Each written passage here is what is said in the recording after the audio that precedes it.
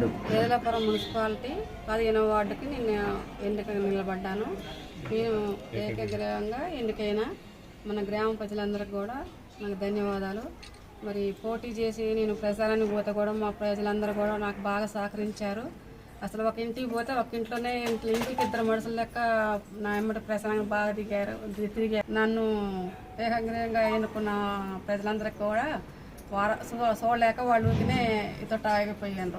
పొంగులేటి సహకారం ఉండాలి ఎప్పుడు మా ఊరికి. పొంగులేటి సీనన్న సహకారంతో నేను కూడా ఎన్నికగా నిలబడ్డాను. మా గ్రామ అభివృద్ధి కోసం ఏ పనైనా నేను చేస్తాను. తొలిసారి మున్సిపాలిటీ కావడంతో మా ఊళ్ళో ఎన్నికలు గెలవటం ఖాయంగా 2 ఉన్నాయి వార్డులు. ఆ 2 వార్డులు కూడా మేము గెలిపించుకుంటాం మాజీ భారీ మెజార్టీ తోటి.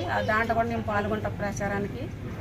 అందరికీ ధన్యవాదాలు. ఎంపీటీసీకి కూడా కృష్ణయ్య గారు ఉన్నప్పుడు ఎంపీటీసీకి పోటీ చేశాను.